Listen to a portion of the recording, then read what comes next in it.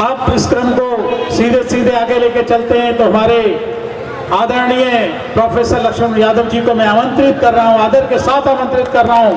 जोरदार तालियां बजा करके उनके सम्मान को, गौरव को बढ़ाइएगा।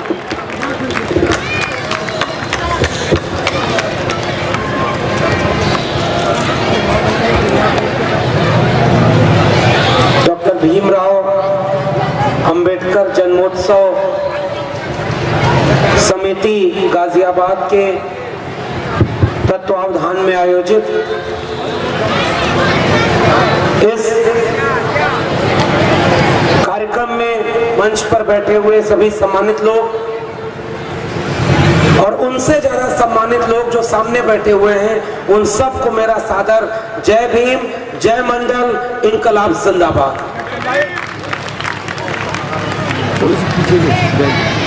आज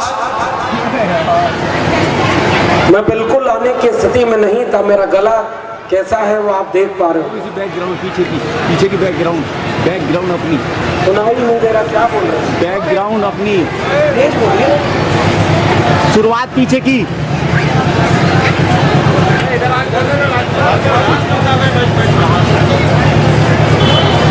आज मैं आने की स्थिति में नहीं था, फिर भी क्यों आया हूं? क्योंकि मैं अपने को रोक पाने की भी स्थिति में नहीं था कि बाबा साहब की बात जहां हो और हम जा सकते हो और न जाएं, तो शायद ये खुद के लिए अच्छी चीज नहीं थी। इसलिए मैं आपके बीच में आया हूं, क्योंकि मैंने कहा था कि मैं आऊंगा। ये अनुशासन हमें इसी विचारधारा से मिला है। सबसे पहले मैं कला मंच के उन लोगों को याद करना चाहता हूं जिन्होंने महात्मा फूले पर एक शानदार नाटक यहां पेश किया। और जब ज्योतिबा फूले का पात्र यहां खड़े होकर के ब्राह्मणवाद, मनुवाद और पितृसत्ता से एक साथ चुनौती लेते हुए ललकार कर एक बात कह रहा था कि आने वाला कल इस तरह के तमाम विरोधी लोगों को याद नहीं करेगा, याद करेगा तो उनसे लड़ाई लड़ने वाले ज्योतिबा फूले और सावित्रीबाई फूले को वो ताकत आज हमें इस नाटक देखने के बाद मिली। शायद उन्हें पता नहीं रहा होगा जिन्होंने महात्मा फूले पर हमला किया, जान से मारने की कोशिश की, मगर महात्मा फूले ने उन जान से मारने आए लोगों को भी अपना बना लिया। लेकिन उनकी हत्या करने वाले लोग इसी देश के थे ना, और वो लोग जो चाहते थे कि ज्योतिबा फूले मिट जाएं, खत्म हो जाएं, उन्होंने उनके स्कूलों के खिलाफ भी काम किया ना। उनके पिता को भड़काया कि घर से निकाल दो, दीवारों पर बड़े बड़े पोस्टर लगाए कि ये धर्म के विरोध में काम हो रहा है। वो चाहते थे कि महात्मा फूले का इतिहास मिटा दिया जाए, मगर आज कम से कम हम ये गर्व से कह सकते हैं कि उन्हें मिटाने वाले मिट गए और हमारा महात्मा फूले आज हर एक दिल में अपनी जगह बनाए हुए हैं। उन हत्यारों को, उन मिटाने वाले लोगों का इतिहास नहीं है। इतिहास किसका लिखा गया?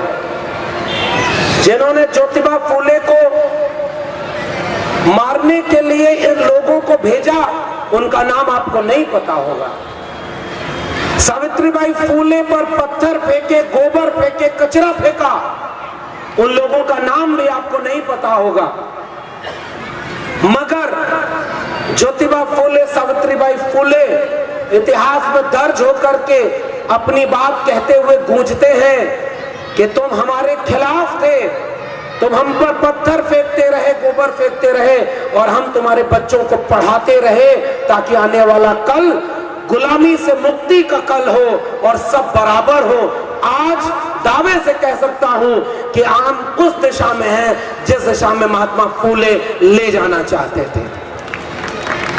क्या वो काम आसान था? क्या जब महात्मा फूले ये लड़ाई लड़ रहे थे तो क्या पूरा समाज उनके पीछे खड़ा हो गया था? क्या डॉक्टर अंबेडकर जब इस मुल्क में बाहरी और भीतरी हर किस्म के लोगों से लड़ रहे थे तो क्या डॉक्टर अंबेडकर के पीछे पूरा समाज खड़ा हो गया था? क्या वो अनुकूल समय था उनके लिए? क्या उनके ऊपर हमले नहीं हुए? डॉक्टर अंबेडकर के खिलाफ तो उन्हीं के समाज के लोगों को खड़ा कर दिया गया था। आगरा में रैली करवा के कहा जा रहा था डॉक्टर अंबेडकर हमारे समाज के नेता नहीं है। क्या आप पहचानते हैं उन लोगों को जो खुद पीछे रहकर आपके खिलाफ आपके ही लोगों को आगे कर देते हैं? क्या वह फूले और अंबेडकर के साथ नहीं हुआ? मगर एक बात सोचिए, आज कई बार हमें यह लगता होगा कि हम बहुत मुश्किल दौर में हैं, हमारी लड़ाई कमजोर पड़ रही है। मगर याद करिए, जब अकेले बिरसा, फूले, अंबेडकर, पेरियार अकेले खड़े होकर के इतनी बड़ी जंग लड़ सकते हैं तो आज तो हम लोग इतने लोग हैं, फिर किस बात का डरना और फिर किस बात का रुकना? मैं केवल यही बात करने आपसे आया। मगर आज भी जैसे फूले के खिलाफ, डॉक्टर अंबेडकर के खिलाफ उन्हीं के लोगों को खड़ा किया गया था, बाहर के लोग तो थे ही जो इनके खिलाफ थे। डॉक्टर अंबेडकर से सबसे बड़ी शिकायत यह थी कि भाई भारत से आजादी की लड़ाई तो चल रही है, आप इस लड़ाई में भाग लो, आप समाज को क्यों बदलना चाहते हो? डॉक्टर अंबेडकर कहते थे कि जब अंग्रेज नहीं थे तब भी हम गुलाम थे। मेरे सवाल का जवाब दो कि फिर कौन था जिसने हमें गुलाम बनाया? कल को अंग्रेज चले जाएंगे तो क्या गारंटी है कि हमारे लोग गुलामी से मुक्ति पा जाएंगे? ये लड़ाई थी ना डॉक्टर अंबेडकर की। डॉक्टर अंबेडकर, महात्मा फूले, उन लोगों ने जब लड़ाई लड़ी तो उन्हें उन्हीं के लोगों के द्वारा उनकी मुखालफत कराई गई। आज इस मंच से यह कहना जरूरी है कि आज भी आपके खिलाफ सबसे मजबूती से उन लोगों को खड़ा किया जा रहा है जो हमारे और आपके बीच के हैं और उस खेमे में खड़े हो गए और वहां से हमारे खिलाफ काम कर रहे हैं। उन्हें पहचानना जरूरी है। जंगल की लकड़ियों ने कुल्हाड़ी का साथ केवल इसलिए दे दिया था कि उस कुल्हाड़ी के मूठ में लगी लकड़ी उन्हीं की थी। उन्हें यह लगा कि भाई कुल्हाड़ी भी तो अपनी है क्योंकि हमारी जैसी लकड़ी भी उसमें है। मगर उन्हें पता नहीं चला कि उस लकड़ी का इस्तेमाल करने वाला हाथ एक दिन पूरे जंगल को तबाह कर देगा और पछताने और वापस जाने का मौका भी नहीं देगा। आज पहचानिए उन लोगों को जो कुल्हाड़ी में लगी हुई मूठ बन करके इसी दलित पिछड़े आदिवासी घरों से वहां पहुंचे हुए हैं। और आज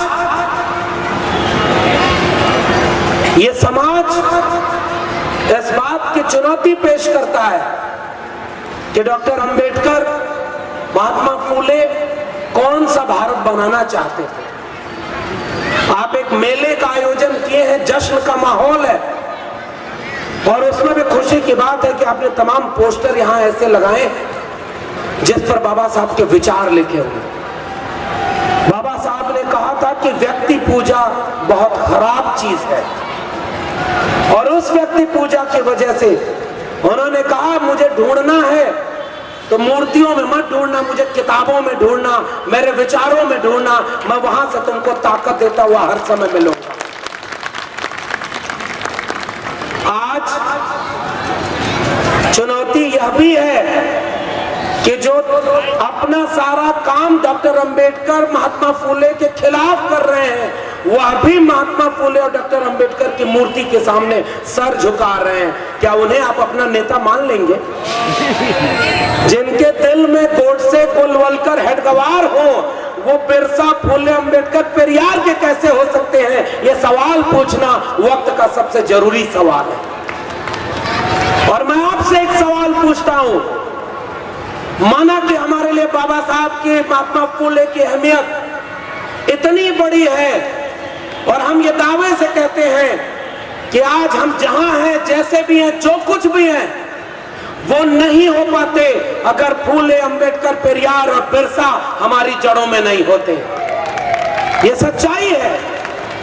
इसलिए कोई भी जब नाम लेता है उनका तो हमें गर्व होता है कि हमारी जड़ों की बात हो रही है। मगर क्या ये सच नहीं है कि कहीं ऐसा धोखा ना हो जाए कि बाबा साहब की बड़ी बड़ी मूर्तियां बनाने लगे? एक दौर में जरूरी भी था। आप तो उस उत्तर प्रदेश में हैं जहां मनुवाद, सामंतवाद का गढ़ था और उस मनुवाद, सामंतवाद की छाती पर चढ़ करके लखनऊ से लेकर गौतम बुद्ध नगर तक बहुजन नायक नायिकाओं की मूर्तियां जब बनी, तब जाकर के इतिहास करवट लेता है। वो मूर्तियां किसी जमीन पर नहीं खड़ी हैं, वो मनुवाद और सामंतवाद की छाती पर खड़ी हैं और वहां से तेवर बगाती हैं कि हम कौन लोग हैं। बर्दाश्त होता है क्या उन मूर्तियों के सामने से गुजरना? इसलिए ये पहला पड़ाव था जो जरूरी था कि अपने समाज के बीच एक आत्मविश्वास भरा जाए कि अरे तुम कमजोर लोग नहीं हो, तुम इतने पिछड़े दलित हो लेकिन कमजोर नहीं हो। देखो तुम्हारे बीच से ही निकल करके कोई महात्मा फुले बना, कोई छत्रपति शाहू बना, कोई डॉक्टर अंबेडकर बना, कोई पेरियार बना, कोई बिरसा मुंडा, सावित्रीबाई फुले बना और उनके बीच से कोई कांशीराम बना, कोई मंडल बना। तुम्हारी विरासत तो ताकत की विरासत है। पहला चरण था जो आगे बढ़ चुका है। हिम्मत नहीं है आज कि महात्मा फुले और डॉक्टर अंबेडकर की मूर्तियों से आप नकार दें। झुकना पड़ता है। वोट चाहिए दिखाने के लिए ही सही। भारत का संविधान लागू तो है, उन्हें भी दिखाना है कि हम दलितों, पिछड़ों, आदिवासियों के भी नेता हैं, इसलिए झुकते हैं। मगर हमारे नायकों का खौफ उनसे पूछिए जो आज भी रात के अंधेरे में उन मूर्तियों को तोड़ने का काम करते हैं। जो मूर्तियों से डर गए वो विचारों से कितना डरेंगे इसकी कल्पना कर लीजिए। इसलिए मूर्तियां ताकत दी किस बात के लिए कि अब मूर्तियों से आगे बढ़कर उनकी किताबों तक चलो और उनके गुलामगिरी और जाति के विनाश को चलो इस देश के घर घर में पहुंचा दें। अपने आप क्रांति हो जाएगी और उस क्रांति को कोई रोक नहीं पाएगा। ये लड़ाई है हमारी, विचार की लड़ाई। और जैसे ही किताबें लोगों के बीच जाएंगी तब ये लोग अपने आप कहेंगे, ओबीसी समाज के लोग पहचानेंगे कि अब तक तो हम डॉक्टर अंबेडकर को दलितों का समझते थे, डॉक्टर अंबेडकर तो हमारे भी नेता हैं। किताब से ही ये बात पहचान में आएगी ना। आज जब डॉक्टर जितेंद्र मीणा यहां खड़े होकर बोल रहे थे या मैं खड़ा होकर बोल रहा हूं और डॉक्टर अंबेडकर जन्मोत्सव समिति के तमाम बहुजन लोगों के बीच में बोल रहा हूं, तो अब ये बताइए कि असल में बहुजन एका, वंचितों, शोषितों की एका अब इस मंच पर दिखाई दे रही है जिसका ख्वाब बिरसा, फुले, अंबेडकर और पेरियार ने देखा था। हमें जोड़ने की जरूरत है क्योंकि हमारे पुरखों ने हमें जोड़ना, लड़ना और पढ़ना सिखाया था। और वो चाहते थे कि एक ऐसा भारत बने जिसमें जब सावित्रीबाई फुले और ज्योतिबा फुले महिलाओं की मुक्ति के लिए लड़ रहे थे तो उन्होंने 2 और संगठन बनाया था, बाल हत्या संरक्षण गृह, शिशु संगोपन गृह, और उनमें विधवा महिलाओं और अनाथ बच्चों का पालन पोषण भी करते थे। किसानों का कोड़ा 19वीं सदी में अगर किसी को अपने बदन पर महसूस हुआ तो उस नायक का नाम है ज्योतिबा फुले, जिसने मिल मजदूर एसोसिएशन का पहला संगठन इस पूरे इलाके में बनाया, ट्रेड यूनियन बॉडी। महिलाओं की मुक्ति का, मजदूरों की मुक्ति का, किसानों की मुक्ति का, वंचितों, शोषितों, दलितों, पिछड़ों, शूद्रों, अतिशूद्रों की मुक्ति का ख्वाब देखने वाला नायक, उसे इतिहास में दबा दिया गया, उन्हें पढ़ने ही नहीं दिया गया। डॉक्टर अंबेडकर को पढ़ने ही नहीं दिया गया। 1950 में भारत आजाद हुआ और भारत रत्न देने का काम हुआ 1990 के बाद। मगर एक बात बताओ, आपने भारत रत्न दिया, चलो आपको बधाई, लेकिन एक बात है, जब तक भारत रत्न नहीं मिला था तब भी डॉक्टर अंबेडकर भारत रत्न ही नहीं विश्व रत्न थे, वो किसी पुरस्कार के मोहताज थोड़ी है। अरे भाई इस तरह देखे तो ज्योतिबा फुले को तो अभी तक भारत रत्न नहीं मिला, क्या वो रत्न नहीं है?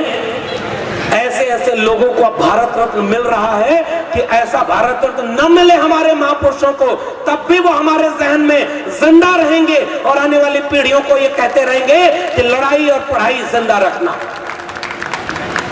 तो आज जरूरत इस बात की है, इस मंच पर मैं केवल एक अपील करने आया हूं। वो अपील ये है साथियों कि आज वक्त कैसा है, मैं चाहूं तो अभी भी घंटों घंटों ये आपके बीच में बोल सकता हूं कि डॉक्टर अंबेडकर ने अमुक किताब में अमुक बात लिखी है, उन्होंने जीवन में ये संघर्ष किया, महात्मा फूले ने ये संघर्ष किया, उनका कोटेशन पढ़ूं और आपके सामने ताली बजवाऊं कि मैं बहुत बड़ा विद्वान हूं। मगर मुझे लगता है उससे ज्यादा जरूरी बात यह करनी है कि अगर आज डॉक्टर अंबेडकर महात्मा फूले होते तो आज वो कौन सी लड़ाई लड़ रहे होते और इस मंच पर खड़े होकर वो क्या बोल रहे होते, वह कहना जरूरी है। इसलिए मैं वो कहने जा रहा हूं। ये बोलना जोखिम भरा है और इस जोखिम का खामियाजा हमारे लोग भुगत रहे हैं। मैं दिल्ली विश्वविद्यालय से जुड़ा हूं, हर मंच पर याद करता हूं अपने प्रोफेसर हैनी बाबू को, जो बहुजन समाज पे आते हैं। उन्होंने तमाम ऐसी पिटीशन दायर की, कोर्ट में लड़ाइयां लड़ी, तमाम वकील लोग भी यहां बैठे हुए हैं, कोर्ट में लड़ाइयां लड़ी और जब वो यलगार परिषद से उनको जोड़ करके उनको आतताई बता करके पिछले 2 साल से जेल में बंद किया गया है। प्रोफेसर आनंद तेलतुंबड़े, जिन्होंने इस पूरे एंटी कास्ट मूवमेंट की आवाज को गांव-गांव इंटेलेक्चुअल ढंग से पहुंचाने की कोशिश की, वो आज जेल में हैं। गौतम नौलखा बरबर राव जेल में हैं, उमर खालिद सैफी जेल में हैं। हमारे तमाम बहुजन लोग जो हक की आवाज बुलंद करते थे वो जेल में हैं।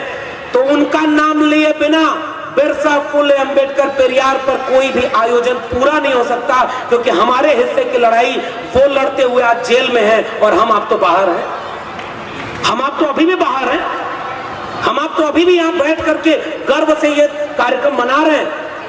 लेकिन हो सकता है हमारे हिस्से की भी लड़ाई कोई और लड़ रहा था, हमारे हिस्से की लड़ाई लड़ता हुआ कोई गोली खा रहा होगा। बस्तर बकसवा के जंगलों में, हसदेव के जंगलों में आदिवासी हमारे हिस्से की लड़ाई तो लड़ रहे हैं। जो तमाम दलित पूरे भारत में गांव में खड़े होकर जाति की प्रताड़ना झेलते हुए लाठी गोली खा रहे हैं, वो हमारे हिस्से की लड़ाई तो लड़ रहे हैं। तमाम पिछड़े लोग जो कभी कभी बीच में हिंदू भी बन जाते हैं, वो लोग जाति के नाम पर अगर वंचना झेल रहे हैं तो वो हमारे हिस्से की ही तो लड़ाई है।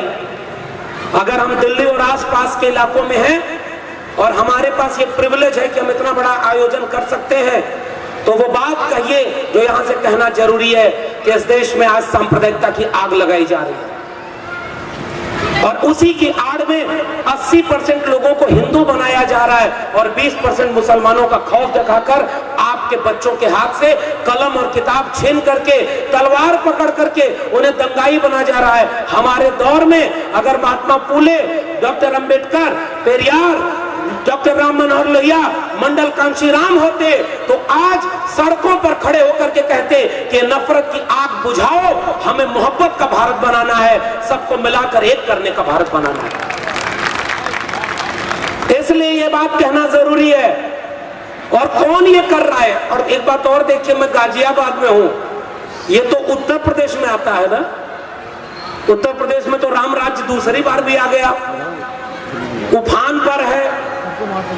इस प्रदेश में 80-20 का नारा देकर, गर्मी शांत करने का नारा देकर भी कोई चुनाव जीत जाए तो बहुजन आंदोलन किस दिशा में जाएगा? आलोचना तो सबकी करनी होगी और आलोचना होनी चाहिए कि एक हाथ में जय भीम, जय मंडल और दूसरे हाथ में परशुराम की कटार, कहीं वही गलती तो नहीं किए कि आज ये हश्र हो गया आपके आंदोलन का। एक तरफ कहा था मान्यवर कांशीराम ने कि ठाकुर बाबन बनिया छोड़, बाकी सब है डीएस कोर।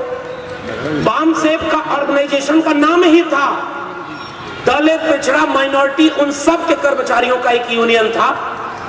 और तब उन्होंने 85% लोगों की बात की थी। तो वो जो लड़ाई शुरू हुई थी कि चढ़ गुंडन की छाती पर मोहर लगेगा हाथी पर, वो लड़ाई कहां पहुंच गई कि हाथी चलता जाएगा, ब्राह्मण शंख बचाएगा। हाथी नहीं, गणेश है, ब्रह्मा विष्णु महेश है। तो ये समाजवाद और अंबेडकरवाद की लड़ाई कमजोर केवल और केवल इसलिए पड़ गई कि आपने अपने विचारधारा से समझौता कर लिया।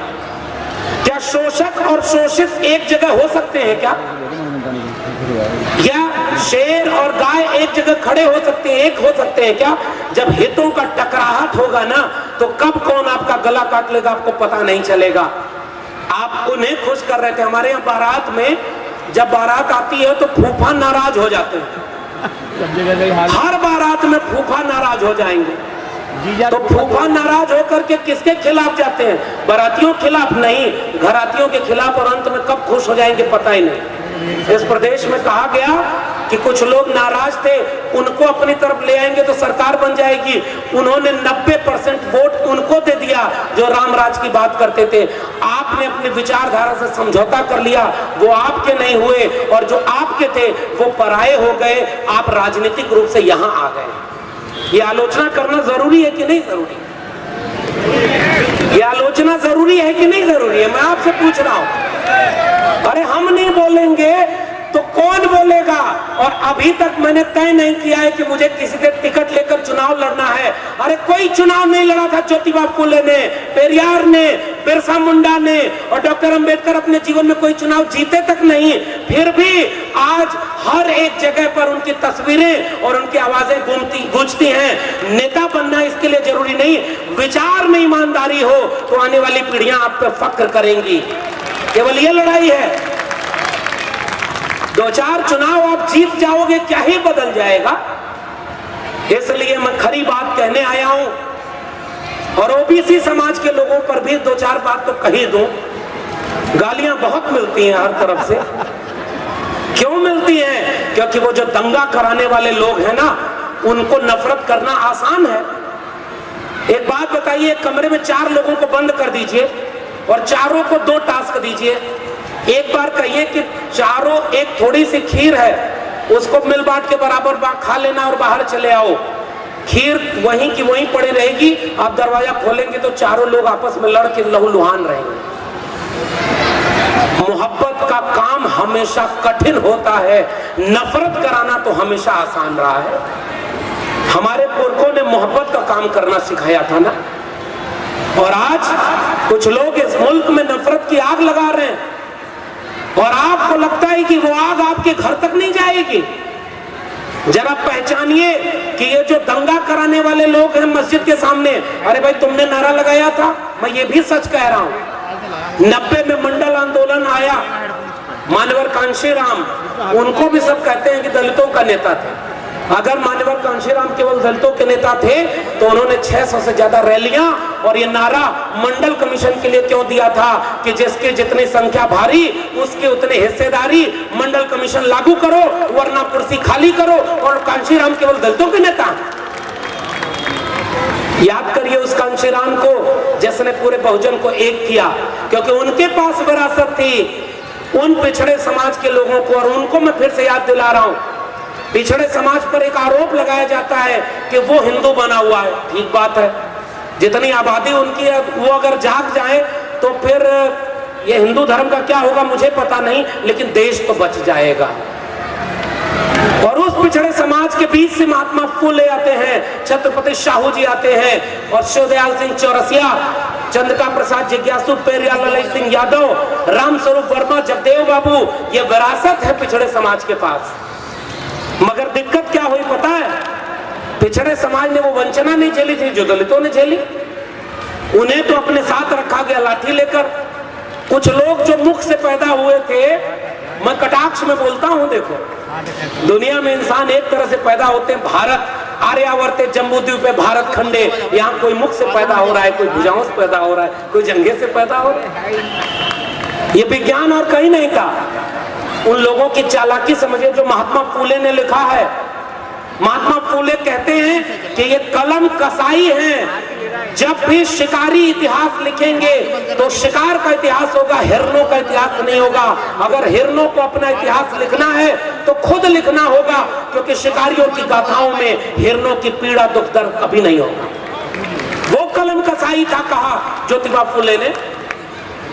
ज्योतिबा फूले तो जो लिख गए, आज हम पढ़ने की भी हिम्मत नहीं कर पाते। सच बात तो ये है, हम इतने कमजोर लोग हैं। जो लड़ाई लड़ गए पेरियार दक्षिण भारत में, वो हम उत्तर भारत में बोलने में भी डरते हैं। और जो लड़ाई लड़ करके हमें इतना हक दे गए डॉक्टर अंबेडकर, उन्हें तो हम केवल ऐसा लगता है कि किताबों में, मूर्तियों में। तो बताओ, इसी दिल्ली में अब राजनीति हो रही है। सरकार बनने के बाद हनुमान चालीसा का पाठ भी होगा, और पंजाब में चुनाव होगा तो भगत सिंह और अंबेडकर की बात भी होगी। मैं आपसे सवाल पूछता हूं, ये हनुमान चालीसा और डॉक्टर अंबेडकर एक साथ चल सकते हैं क्या? क्या ये एक साथ हो सकते हैं क्या? भगत सिंह ने लेख लिखा, मैं नास्तिक क्यों हूं, अछूत की समस्या। भगत सिंह ने कहा कि इस मुल्क में सबसे बड़ा खतरा सांप्रदायिकता, साम्राज्यवाद के साथ ब्राह्मणवाद और पूंजीवाद का है। और आज हनुमान के बगल में बैठ गए भगत सिंह और अंबेडकर। ये हमारे नायकों का अपमान है और ये बर्दाश्त आपको नहीं करना चाहिए। और इसलिए ये सच बोलना जरूरी है कि दिल में गोड से गोलवलकर हेडगवार को रख करके जब तुम अंबेडकर के मूर्ति पर कल माला डाले होगे, तो मैं दावे से कह सकता हूं कि उस मूर्ति से भी आंख नहीं मिली होगी तुम्हारी, और तुम्हें दिल पर पत्थर महसूस हो रहा होगा, क्योंकि तुम्हें पता है डॉक्टर अंबेडकर का मतलब क्या है। 1940 में डॉक्टर अंबेडकर लिख गए थे कि अगर हिंदू राष्ट्र हकीकत बनता है तो वो इस मुल्क के लिए सबसे बड़ा अभिशाप होगा। हिंदू कुछ भी कह ले, हिंदू धर्म समानता, न्याय व बंधुत्व का विरोधी है, वो लोकतंत्र से मेल नहीं खाता है। इसलिए किसी भी कीमत पर हिंदू राज को बनने से रोका जाना चाहिए। 1940 में डॉक्टर अंबेडकर कह गए। और आज आपके लोगों को हिंदू बना करके मस्जिदों के सामने जाकर नारा दिलवा रहे हैं कि टोपी वाला सर झुका के जय श्री राम बोलेगा। आप वहां खड़े हैं भाई, ये बात बोलनी होगी यहां से। बड़ी मुश्किल से हमारे पुरखों ने लड़ाई लड़ी तो हमारे हाथ से कुदाल, फावड़ा और तमाम पुश्तैनी पेशे छीन करके कलम और किताब पकड़ाई थी। आज 2022 में आपके बच्चों के हाथ से कलम और किताब छीन करके तलवार लेकर के उनको भेजा जा रहा है कि जाओ मस्जिद के सामने दंगा करो। और ये नमूने सब कर क्या रहे हैं सुनिए। अब आयोजक लोग जाने, आपने मुझे बुलाया है तो मैं तो बोलूंगा, बाद में आपका क्या होगा वो आप देखिएगा। बहुत बढ़िया। इस समय क्या हो रहा है, कह रहे हैं 5 वक्त की अजान होती है तो हम 5 वक्त का हनुमान चालीसा भी पढ़ेंगे। और जब पढ़ने की वीडियो बनने लगी तो हनुमान चालीसा किसी को याद ही नहीं था, सब किताब लेकर बैठे थे। ऐसे ऐसे नमूने तो भक्त बने बैठे हैं। अब कल्पना करिए, इस रास्ते अगर ये सब जाएंगे तो 5 वक्त की नमाज के सामने 5 वक्त का हनुमान चालीसा पढ़ोगे, महीने भर रोजा भी रहना पड़ेगा, तब क्या करोगे? ये सवाल है कि नहीं है? और तो और कुछ ऐसी बातें हैं जो इनके बस की ही नहीं है। एक सवाल मेरा आपसे है, डॉक्टर अंबेडकर सांप्रदायिकता के खिलाफ लड़े थे, महात्मा फूले सांप्रदायिकता के खिलाफ लड़े थे। वो तो सवाल पूछ रहे थे कि हिंदू है कौन, हमें उसका जवाब दे दो, जो डॉक्टर जितेंद्र मीणा ने पूछा। इस देश के आदिवासी हिंदू हैं क्या? अरे उनका अपना देवी देवता, अपना पर्व, अपनी संस्कृति है। ये विकास के नाम पर सड़कें, राजमार्ग बना करके उनको गोली मार रहे हैं। वो हिंदू थे क्या? दलित अगर हिंदू थे तो मंदिर में जाने से क्यों रोका? क्यों रोका था? भगवान ने किस किताब में तुम्हें लिखा था कि दलितों को मंदिर में नहीं जाने देना है, उनको शिक्षा नहीं पाने देना है? महिलाएं कम संख्या में बैठी हैं, फिर भी इतनी महिलाएं हो, अगर महिलाएं मंच पर भी हो तब जाकर के याद रखिएगा बाबा साहब का कोई भी आयोजन पूरा होगा, उनको यहां बिठाएं। महिलाओं की मुक्ति की लड़ाई लड़ने वाले महात्मा फूले और डॉक्टर अंबेडकर, आज मैं आपके सामने एक बात कह के जा रहा हूं कि उस जमाने में जो सबसे कठिन लड़ाई थी वो यही थी कि हमें अपने स्वाभिमान को कैसे बचाना है। अगर ये सारी महिलाएं हिंदू थी तो एक बात बताइए, मैं आजमगढ़ से आता हूं, पूर्वांचल से, हमारे यहाँ एक व्रत होता है ज्योत पुत्रिका व्रत। माएं अपने बेटों की लंबी उम्र के लिए व्रत रखती हैं। तो ये सवाल मेरा है, और जितने लड़कियां यहाँ आई हैं उनको भी मैं उकसा रहा हूं कि घर जाकर अपनी माँ से पूछना कि बेटी की लंबी उम्र के लिए कौन सा व्रत संस्कृति में, धर्म में बना हुआ है। करवा चौथ रखते हैं कि पति की लंबी उम्र हो जाए, तो पत्नी की लंबी उम्र का कौन सा श्लोक लिखा है, जरा वो भी पढ़ के सुना दो। ये गैर बराबरी थी। महात्मा फूले का नाटक आपने देखा, कितना अपमानित और जलील किया गया था महिलाओं को। और फूले को कहते हैं कुछ लोग कि वो केवल जाति की बात करते थे। महात्मा फूले, और उस समय सावित्रीबाई फूले, जब पुणे में प्लेग आया, आज कोरोना आया, तो इतने लाखों लाख लोग जो पैदल यहाँ से चल करके गए थे, पूछिए वो कौन लोग थे?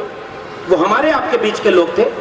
अस्पतालों में जो मरे हैं बिना दवाई के, वो कौन लोग सबसे ज्यादा हैं? इस मुल्क के गरीब, कमजोर, मजलूम लोग हैं। सबको शिक्षा, सबको रोजगार, सबको स्वास्थ्य दे नहीं पाए, और तुम बिना बात के कहते हो आर्यावर्त जम्बू द्वीपे भारत खंडे विश्व गुरु बन गए हम। कहते हैं कि जीरो हमारे यहाँ ज्ञान और विज्ञान था, हमारे यहाँ जीरो का आविष्कार हुआ, तो जीरो को आगे क्यों नहीं बढ़ पाए? जीरो पर ही क्यों रुक गए? कहते हैं हमारे यहाँ महाभारत काल में इंटरनेट था, तो आज क्यों बाद में खत्म हो गया? जितनी इंटरनेट की सप्लाई कंपनियां सब विदेश की क्यों है, और तुम्हारे यहाँ इंटरनेट फेल क्यों हो जाता है? वो कहते हैं कि हमारे यहाँ गणेश जी पहली प्लास्टिक सर्जरी थे, तो आज भी बड़े बड़े नेताओं को इलाज करने के लिए विदेश क्यों जाना पड़ता है? ये सवाल पूछना जरूरी है कि नहीं? इस देश में आज लोगों को मानसिक रूप से गुलाम बनाया जा रहा है। हमारे पुरखे ने मानसिक गुलामी के खिलाफ लड़ाई लड़ी थी, और अपनी किताब का मजमून ही दिया था, गुलामगिरी। गुलामों को गुलामी का एहसास करा दो, अपनी बेड़ियां वक्त वक्त तोड़ लेगा। हमें वापस गुलाम बनाया जा रहा है। और धर्म में, कर्म में, अरे दुनिया चांद पर जा रही है, और तुम अपने बेटे बेटियों को धर्म में, कर्मकांड में, अंधविश्वास में पीछे ले जा रहे हो। ये सवाल पूछना जरूरी है कि नहीं? और उस समय उन्होंने कहा महिलाओं के लिए तीज त्योहार बनाए। एक देवी नई नई पैदा हुई थी, जब तक भारत में सिनेमा नहीं आया था तब तक उस देवी का कहीं इतिहास नहीं मिलता है। लेकिन एक फिल्म बनी जय संतोषी माँ, उसके बाद एक नई देवी पैदा हो गई संतोषी माँ, और उनका मंदिर बन गया। कैसा धर्म है भाई? कहीं भी नए नए देवी देवता पैदा होते रहते। भारत आजाद हुआ तो भारत की जनसंख्या थी 30 करोड़ और देवी देवता थे 33 करोड़, यानी सरप्लस थे। एक आदमी पर एक देवता, उससे भी ज्यादा कुछ बच गए। 8 हाथ की कोई महिला आपके सामने आ जाए तो आप पूजा करेंगे कि भाग जाएंगे? पहले हमको जवाब दीजिए, भागेंगे कि नहीं? दर्जी का अब ये सवाल मेरा है, तुम्हारे 33 करोड़ देवी देवताओं और तुम्हारे गुड़ से गोलवलकर हेडगवार पर अगर तराजू पर रखना है तो हमारा एक नायक भारी पड़ेगा, डॉक्टर भीमराव अंबेडकर। हम उसकी बात करने आए हैं, और केवल अंबेडकर से तो तुम लड़ नहीं सकते। अभी हम पीछे गिनाने लगेंगे, बिरसा मुंडा, जयपाल मुंडा, अब्दुल कयूम अंसारी, आसिम बिहारी, और उसके पीछे महात्मा फूले, सावित्रीबाई फूले, कबीर, रैदास, पलटू दादू भीखा, गुरु नानक, बुल्ले शाह, और ये अतीत में जाकर के तथागत बुद्ध तक आएगा। फिर तुम क्या करोगे, ये हमसे पूछना है। हमारी विरासत तथागत बुद्ध से लेकर के बाबा साहब तक की विरासत है, और हमारे ही लोगों को आज गुलाम बना लिया और हम कुछ नहीं कर पा रहे। इस जन्मोत्सव से जाने के बाद एक वादा अपने आप से करिए कि अपने घर, मोहल्ले, चौराहे पर एक साथ उनकी किताबों को ले चलेंगे जिन्होंने इस देश में क्रांति की बात की थी, क्योंकि वो झूठ बोलकर आपके बच्चों को दंगाई बना लिए और आप सच भी नहीं पढ़ा पाएंगे, तो हम और आप गुनहगार होंगे उन आने वाली पीढ़ियों के। आज ये सब झूठ फैला रहे हैं कि डॉक्टर अंबेडकर ने संविधान नहीं लिखा था, डॉक्टर अंबेडकर ने संविधान नहीं लिखा था, ये झूठ फैलाते हैं। भाई एक बात का जवाब दो, अगर डॉक्टर अंबेडकर ने संविधान नहीं लिखा था, अगर जयपाल सिंह मुंडा संविधान सभा में लड़ाई नहीं लड़ रहे थे, ये सारे लोग, अगर ईवी रामास्वामी नायकर, पेरियार, दक्षिण भारत से ये लड़ाई नहीं लड़ रहे थे कि ओबीसी को भी जोड़ो, अगर 1948 में बैकवर्ड क्लासेस लीग एक रिप्रेजेंटेशन दे करके संविधान समिति को ये नहीं कह रहा था कि पिछड़े लोगों को भी उनका हक मिलना चाहिए, तो तुम्हारे मन में क्या है? 6 सदस्य थे, एक बीमार हो गए, गुजर गए, 2 विदेश में रहे, और उसके आखिरी बात को सुनिए। वहां का चीफ आखिरी बैठक में कहता है कि जितने सदस्य थे वो पूरे नहीं थे, अकेले डॉक्टर अंबेडकर ने जो मेहनत की है, अगर वो न करते तो भारत का संविधान बन ही नहीं सकता। वो झूठ बोल के कामयाब है और हम सच भी नहीं बता पाते अपने लोगों को। यही लड़ाई है, देखिए, झूठों और सच्चों की लड़ाई है। वो झूठ बोलते हैं, वो झूठ बोलते हैं कि वो देवी देवता और धर्म को बचाने के लिए आए हैं। हमें सच कहना होगा कि अपना धर्म, अपना राज सब तुम अपने पास रखो, हमारे बच्चों की शिक्षा और रोजगार हमें दे दो, आत्मसम्मान हमें दे दो, हमारे महापुरुषों के सपनों का भारत बन जाए। मंदिर को उनके दे दीजिए, मंदिर आपका काम नहीं है। ले जाओ मंदिर में दंगा कराओ अपने बच्चों से। उनके बेटे बेटियां, अगर वो गृह मंत्री बन गया तो उनका बेटा बीसीसीआई का चेयरमैन बन के करोड़ों रुपया कमा रहा है। जितने नेता दंगाई बात करते हैं, उनके बेटे बेटी अच्छे प्राइवेट इंस्टीट्यूट में पढ़ते हैं, विदेश में करोड़ों रुपया कमाते हैं। वो कभी धर्म को बचाने तलवार लेकर सड़क पर नहीं आते हैं। हमारे आपके घर के बच्चों को कहा जाता है, जब वो शिक्षा मांगे, जब वो रोजगार मांगे, जब अपना हक मांगे, तो उसे कहा जाता है कि 80% हिंदुओं तुम खतरे में हो, चलो मस्जिद पर अटैक करना है। और हमारे आपके घर के बच्चे तलवार लेकर चले जा रहे हैं, हम मारे जा रहे हैं और वो मलाई खा रहे हैं। हमें फर्क कहना होगा। ये सच है कि नहीं सही? कितने लोग मारे जा रहे हैं दंगे में उनकी तरफ से, जरा बताइए। चौधरी छोटू राम ऐसे हरियाणा के थे, उन्होंने एक नारा दिया कि इस देश में 90% कमेरा लोग हैं और 10% लुटेरा लोग। ये जंग कमेरा बनाम लुटेरा की है। उन्होंने ये बात कही, उसके पहले बाबू जगदेव प्रसाद रामस्वरूप वर्मा ने एक नारा दिया था। ये नारा केवल इसलिए नहीं बता रहा हूं कि मुझे याद है, ये नारा इसलिए आपके बीच में बता रहा हूं। बाबा साहब ने यूं ही नहीं कहा था कि जाओ इस देश की दीवारों पर लिख दो कि तुम इस देश के शासक हो, ताकि आत्मविश्वास आए कि डरना नहीं है, सीना तान के उन लोगों से लड़ना है जिनसे पुरखे लड़े थे और जीते थे, हमें भी जीतना होगा। इसलिए अतीत की तरफ लौटते हैं जब आप, तो अपनी जड़ों से जुड़ते हैं ना। हमें अपनी जड़ों से काट दिया जा रहा है। इसीलिए वो लोग भी बाबा साहब की बात कर रहे हैं और पढ़ने नहीं देना चाहते बाबा साहब को। बाबा साहब किताबों से दूर हो जाएं, सिलेबस से दूर हो जाएं, रिसर्च उन पे ना हो, उन पर कोई शोध ना हो, और बाबा साहब को केवल पूजो। ये वो भी कर रहे हैं। और आखिरी बात, वो नारा दिया था, ओबीसी समाज के लोगों से भी कहता हूं, महिलाओं और ओबीसी समाज के लोगों को, ये 2 लोगों को मैं इसलिए ज्यादा खास तवज्जो देकर एड्रेस कर रहा हूं। दलितों ने इतना झेला था ना कि उनको जब अपना मसीहा नजर आया तो उसे दिल में बसा ले गए। आज मजाल नहीं है कि कोई दलितों के मसीहा और उनके हक की मारी कर दे। वो 2 अप्रैल का भारत बंद भी कर सकते हैं, वो 5 मार्च का भारत बंद भी कर सकते हैं। उन्होंने तो आपके मसीहाओं को भी अपना बनाया। बाबा साहब ने 3 गुरु बनाए थे, तथागत बुद्ध, कबीर और महात्मा फूले, तीनों में से कोई दलित नहीं था। और बाद के लोगों ने बाबा साहब को केवल दलितों का नेता बता दिया। यह संकट है कि नहीं? महात्मा फूले को ओबीसी समाज के लोगों को पढ़ना चाहिए, वो माली जाति से आते थे। तो छत्रपति शाहू जी महाराज ओबीसी थे। पेरियार रामास्वामी नायकर और उससे लेकर के backward classes league, federal depress classes league, Shivdayal Singh Chaurasia, और त्रिवेणी संघ बना था 1930 में बिहार में। देखिए, ओबीसी को जोड़ना है तो इन पर चोट तो करनी होगी, लेकिन कोशिश ये करें कि वो हमारी तरफ आए। कहीं उसको अगर चढ़ाने लगे तो कब हिंदू बन जाएगा और आप ही के खिलाफ हो जाएगा, पता ही नहीं चलेगा। नफरत आसान है, मोहब्बत का काम मुश्किल है। थोड़ा धैर्य रखना होगा, भाषा में विनम्रता रखनी होगी और उसे पढ़ाना होगा, बताना होगा कि शिवदयाल सिंह चौरसिया ने जब आदि हिंदू सभा बनाई और जब गए ब्राह्मणों से मिलने तो उन्होंने कहा, आओ, हमने आदि हिंदू सभा बनाई है, इसकी सदस्यता ले लो। तो ब्राह्मणों ने कहा, हम हिंदू थोड़े ही हैं, हम तो आर्य हैं। शिवदयाल सिंह चौरसिया ने वही पन्ना फाड़ा कि जब तुम हिंदू नहीं तो हम भी हिंदू नहीं। उन्होंने बैकवर्ड क्लासेस लीग का फेडरेशन बनाया। 1948 में उसका सम्मेलन लखनऊ में हुआ और उसकी अध्यक्षता डॉक्टर भीमराव अंबेडकर ने किया था। यह है बहुजन एकता। ओबीसी को इतिहास ही नहीं पढ़ने दिया गया। त्रिवेणी संघ जब बना बिहार में और बाद में अर्जक संघ बना यूपी में। क्या था उसका नारा कि ब्राह्मणवाद की क्या पहचान, गिटपिट बोले करे न काम, मानववाद की क्या पहचान, ब्राह्मण भंगी एक समान। जिसमें समता की चाह नहीं वह बढ़िया इंसान नहीं, समता बिना समाज नहीं, बिन समाज जनराज नहीं। जो जमीन को जोते बोए वो जमीन का मालिक होए। और उस नारे में डॉक्टर लोहिया ने कहा था कि संसोपा ने बांधी गांठ, पिछड़ा पावे 100 में 60। उस नारे को जगदेव बाबू और रामस्वरूप वर्मा ने आगे बढ़ाया कि 100 में 90 शोषित हैं, शोषितों ने ललकारा है, धन धरती और राजपाट में 90 भाग हमारा है। 10 का शासन 90 पर नहीं चलेगा, नहीं चलेगा। राष्ट्रपति हो या भंगी की संतान, सबको शिक्षा एक समान, सबको शिक्षा सबको काम, वरना होगी नींद हराम।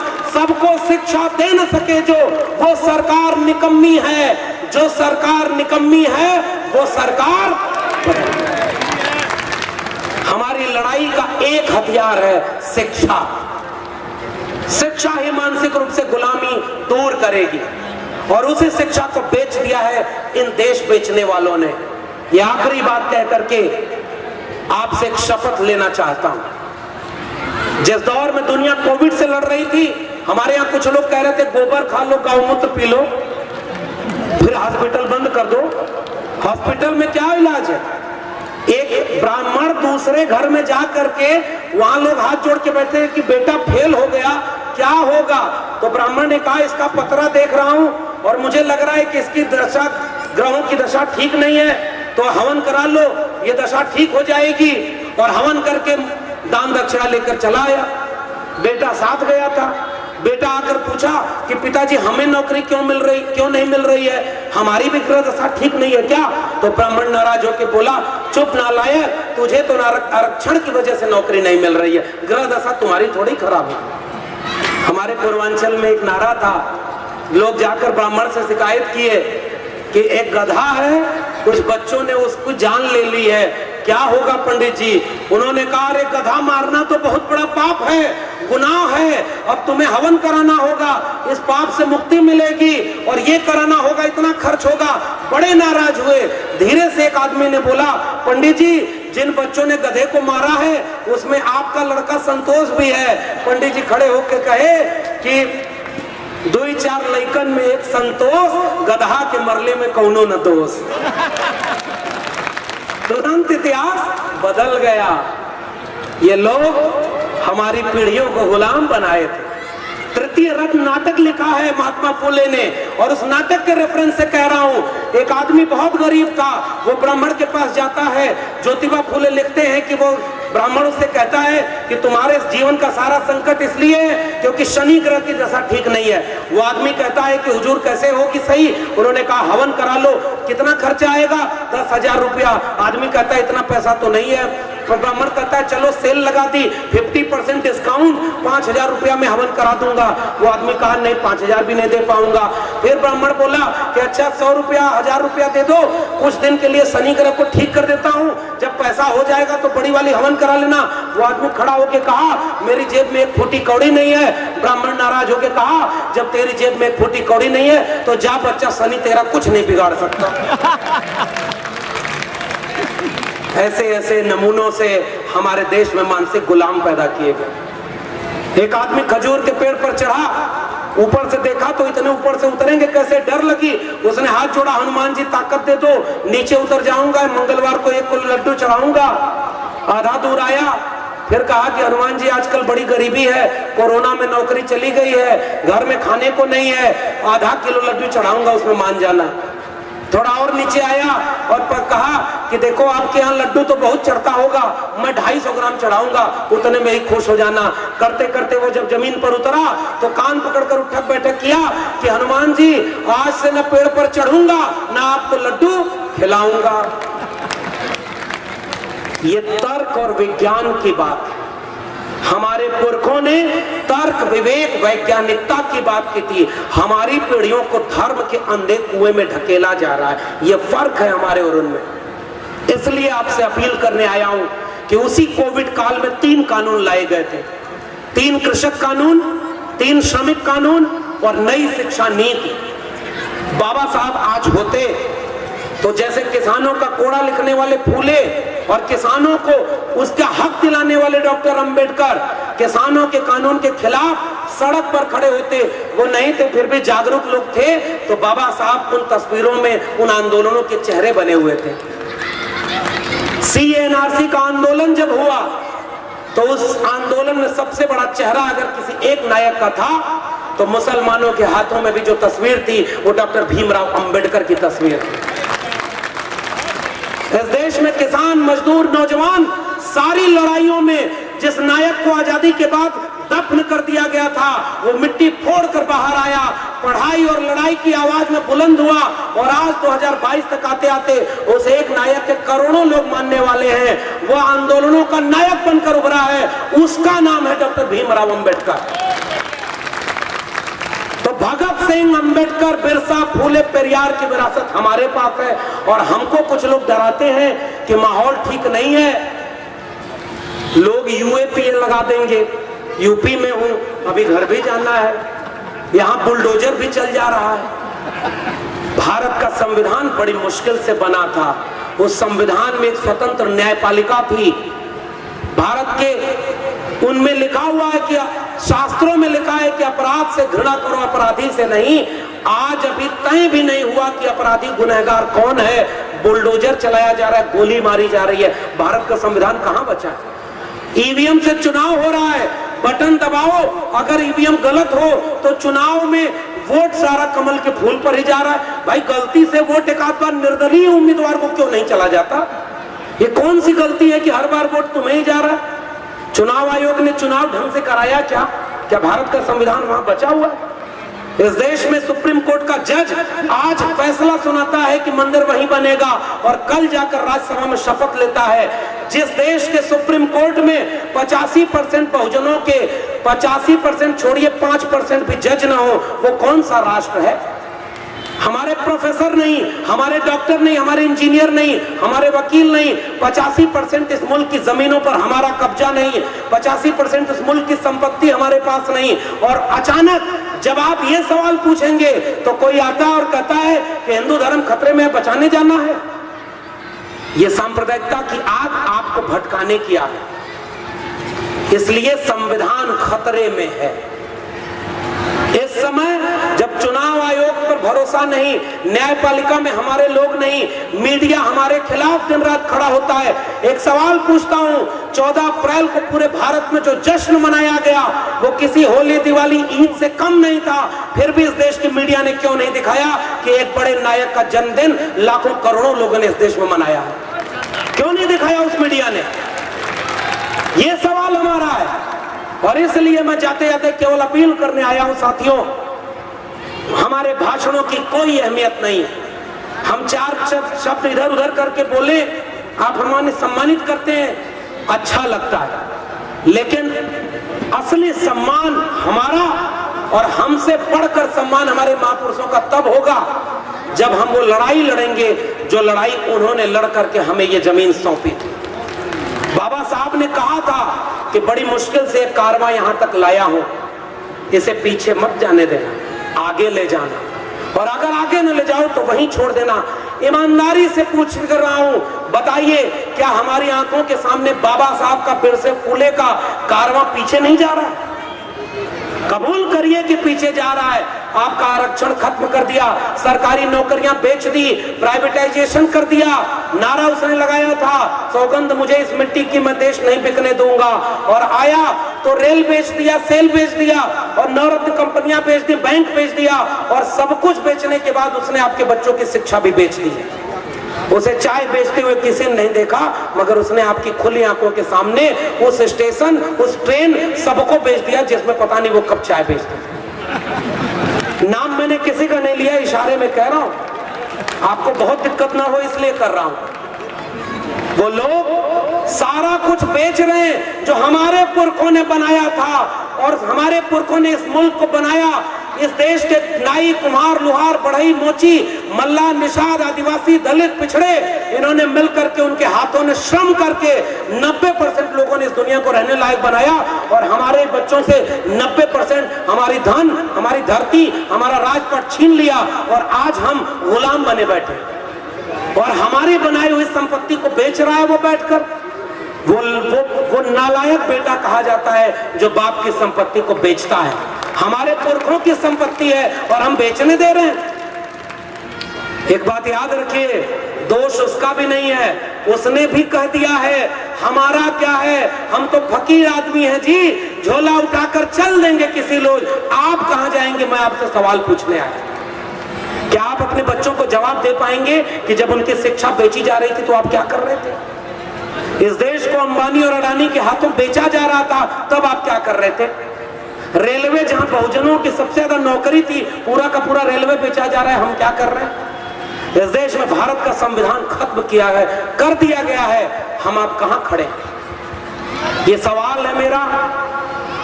आने वाली पीढ़ियां आपसे पूछेंगी, जब ये सब हो रहा था तुम अपने वक्त का सही सवाल पूछ रहे थे कि नहीं पूछ रहे थे? मैं कहूंगा कि हाँ, कुछ लोग थे जो हमें भी हिम्मत दे रहे थे कि बुलडोजर और यूएपीए से मत जड़ो, जेल जाने से, गोली खाने से मत डरो। हमारे नायक का नाम भगत सिंह है, जिसने फांसी के फंदे को 23 साल की उम्र में इसलिए चूम लिया था, जिसे अपने खत में लिखा कि जीना तो मैं भी चाहता हूं, मगर ऐसी जिंदगी नहीं जीना चाहता गुलामों की। मैं शहीद इसलिए होना चाहता हूं क्योंकि मेरे लहू का एक एक कतरा इंकलाब लाएगा। आने वाले वक्त में अपनी माएं अपने बेटों को भगत सिंह बनाएंगी। ईमानदारी से पूछ कर रहा हूं, बताइए आज कितने लोग अपने बच्चों को भगत सिंह बनाना चाहते हैं? आज तो सब चाहते हैं अम्बेडकर भगत सिंह पैदा हो, अपने घर में नहीं पड़ोसी के घर में पैदा हो। हमारी चालाकियों ने हमसे बहुत कुछ छीन लिया है। इसलिए आपका यह अपील आपसे मैं करने आया हूं, हमारी आवाज जब तक है तब तक बोलेंगे। हमारे पुरखे उनके पुरखों से, गोडसे, गोलवलकर, हेडगवार से और दीनदयाल उपाध्याय और तमाम लोगों से तब नहीं डरे, बिरसा, फुले, अम्बेडकर बनकर खड़े रहे, तो ये डरपोक लोगों से हम डर जाएंगे क्या? हम आंख में आंख डालकर फुले, अम्बेडकर और पेरियार की बात करते रहते, करते रहे, और जब तक बोलने की ताकत है तब तक करते रहे। बाबा साहब ने कहा था जिंदगी लंबी नहीं बड़ी होनी चाहिए। हम केवल तस्वीरों से नहीं, अब जंग को क्रांति तक ले जाने की जरूरत है। आइए ओबीसी समाज के लोगों, तुमसे पूछा था मैंने कि मैंने जब आरटीआई लगाई तो इस देश के 45 केंद्रीय विश्वविद्यालयों में 2019 तक तुम्हारे प्रोफेसर जीरो थे। तुम्हारे जज नहीं है, तुम्हारे वकील नहीं है, तुम्हारे डॉक्टर इंजीनियर नहीं है। तो ओबीसी समाज के लोगों बताओ, तुम हिंदू थे तो तुम्हारा हक किसने मारा? दलितों बताओ तुम्हारा हक किसने मारा? आदिवासियों बताओ तुम्हारा हक किसने मारा? वही 10% लुटेरा लोग हैं जिन्होंने 90% संसाधनों पर कब्जा किया है। इस समय लेटरल एंट्री हो रही है। जानते हैं लेटरल एंट्री का मतलब क्या होता है? लेटरल का अर्थ होता है पीछे दरवाजे से, चोर दरवाजे से। और इस देश में सबसे बड़ा इम्तिहान है यूपीएससी आईएएस बनने का। इस देश में पिछले 3 साल में 340 लोग लेटरल एंट्री से बिना परीक्षा दिए, बिना इंटरव्यू दिए आईएएस ज्वाइंट सेक्रेटरी बन गए हैं। और उन 340 में से एक भी दलित, पिछड़ा, आदिवासी नहीं है। ये कौन सा हिंदू राष्ट्र है, मैं तुमसे पूछना चाहता हूं। अगर दलित, पिछड़े, आदिवासी भी हिंदू हैं तो जहां आरक्षण लागू नहीं है वहां हमारे लोग क्यों नहीं है भाई? मीडिया में आरक्षण नहीं, मीडिया में कितने ब्यूरो चीफ दलित, पिछड़े, आदिवासी हैं? सुप्रीम कोर्ट में आरक्षण नहीं है, बताओ कितने जज दलित, पिछड़े, आदिवासी हैं?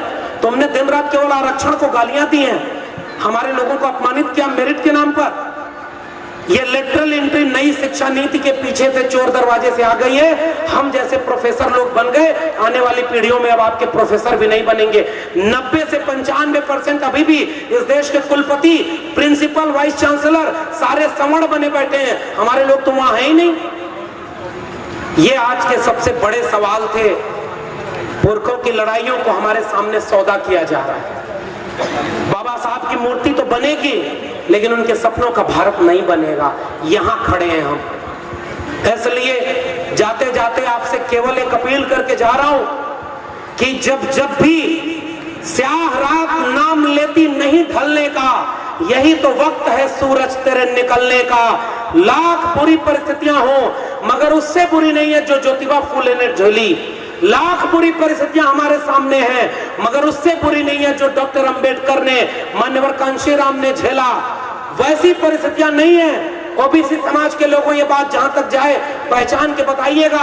उत्तर प्रदेश में मुख्यमंत्री थे राम नरेश यादव और बिहार में मुख्यमंत्री थे कर्पूरी ठाकुर, और दिल्ली से बैठकर कुछ लोगों ने नारा बनाया था कि दिल्ली से चमड़ा भेजा संदेश, भैंस चरावे राम नरेश और बाल बनावे कर्पूरी, ये नारा लगाया था। और उन लोगों को, ओबीसी लोगों को कहा जा रहा है कि तुम हिंदू हो, चलो खतरा में है, धर्म बचाने जाना है। मैं आपसे गुजारिश करके जा रहा हूं, 14 अप्रैल, 26 नवंबर, 6 दिसंबर, ये तिथियां तो हैं हमारे लिए महत्वपूर्ण। बाबा साहब की मूर्ति भी हमारे लिए महत्वपूर्ण है। जब भी सामने से गुजरेंगे, हिम्मत लेकर गुजरेंगे कि हमारे बीच का एक व्यक्ति ऐसा भी था जिसने हमारा मुस्तकबिल लिख दिया। मगर आइए, मूर्तियों तस्वीरों के दुरुपयोग करने वाले नेताओं को भी पहचाने और बाबा साहब फूले, अंबेडकर, पेरियार, बिरसा को किताबों के जरिए ले चले सड़कों तक। अब इस देश को अगर कोई बचा सकता है, भारत के संविधान को कोई बचा सकता है, भगत सिंह, अंबेडकर बचा सकते हैं, बिरसा, फूले बचा सकते हैं, अब्दुल कयूम अंसारी, आसिम बिहारी बचा सकते हैं, सावित्रीबाई फूले, फूलन देवी बचा सकते हैं, मंडल कांशीराम बचा सकते हैं। जड़ों की तरफ लौटिए, क्रांति का आगाज करिए, तब जाकर के हम कुछ बदल पाएंगे। बहुत बहुत धन्यवाद, आपने मुझे मौका दिया। आप सभी को मैं आपसे ये बात कहने आया हूं कि जंगल में आग लगी, एक चिड़िया पानी डाल रही थी चोंच से, बाकी लोग हंस रहे थे कि ये क्या कर रहे हैं। उन्होंने कहा कि तुम्हारी एक बूंद पानी से ये जंगल की आग नहीं बुझेगी। उस चिड़िया का जवाब था कि मैं जानती हूं कि मेरे एक बूंद पानी से ये आग नहीं बुझेगी, मगर जब इस जंगल का इतिहास लिखा जाएगा कि जिस समय भारत को बेचा जा रहा था, आरक्षण खत्म किया जा रहा था, शिक्षा बर्बाद की जा रही थी, आपके मुल्क को दंगाई बनाया जा रहा था, उस समय मेरा नाम आग लगाने वालों में नहीं, आग बुझाने वालों में शामिल होगा। जय भीम, जय मंडल, संविधान जिंदाबाद, उल गुलाम जिंदाबाद, इंकलाब जिंदाबाद। बहुत